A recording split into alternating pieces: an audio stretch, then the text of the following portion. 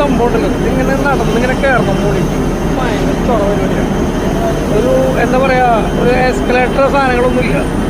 ഈ ഇൻഡിഗോൻ്റെ flight budget friendly flight എടുത്തു കഴിഞ്ഞാൽ മെയിൻ പ്രശ്നം എന്താണ്, നമ്മൾ ഇത് കയറുന്നുണ്ട് ഇങ്ങനെ നടന്ന് കയറുന്നുണ്ട്. വല്ലാത്തൊരു ബുദ്ധിമുട്ടുണ്ടായി. വേറെ പ്രശ്നമൊന്നുമില്ല, സർവീസ് കണ്ടിട്ടാണ്.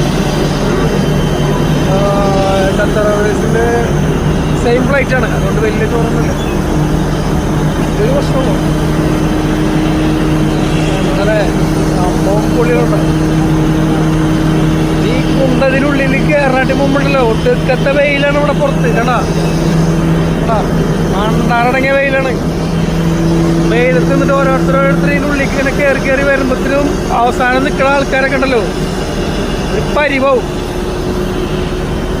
എന്നാണ് ഇതിലൊക്കെ ഒരു മാറ്റം വരുത്തുക? ഡിയർ ഇൻഡിഗോ ഓണർ മെമ്പേഴ്സ്, നിങ്ങളിതിൽ എന്തെങ്കിലുമൊക്കെ ഒരു ചേഞ്ചസ് ഒക്കെ വരുന്നത്.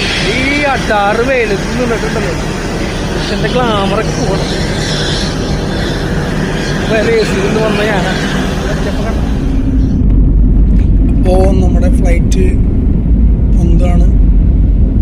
നമ്മളെപ്പോഴും ടിക്കറ്റ് എടുക്കുമ്പോൾ വിൻഡോ സീറ്റ് പ്രിഫർ ചെയ്ത് കഴിഞ്ഞിട്ടുണ്ടെങ്കിൽ നമുക്ക് ഖത്തറിൽ നിന്നും ഫ്ലൈറ്റ് പൊന്തുന്ന ടൈമാണെങ്കിൽ നമുക്ക് നല്ല അടിപൊളിയായിട്ടുള്ള ഖത്തറിൻ്റെ എന്താ പറയുക സ്കൈ വ്യൂ നമുക്ക് കാണാൻ പറ്റും നല്ല. അപ്പോൾ നമ്മളെപ്പോഴും നമ്മൾ ബോർഡിങ് എടുക്കുന്ന ടൈമിൽ നമ്മളിതുപോലെ വിൻഡോ സീറ്റ് നിർബന്ധമായിട്ടും പറയും. അപ്പോൾ അവർ നമുക്ക് വിൻഡോ സീറ്റ് പ്രൊവൈഡ് ചെയ്യും.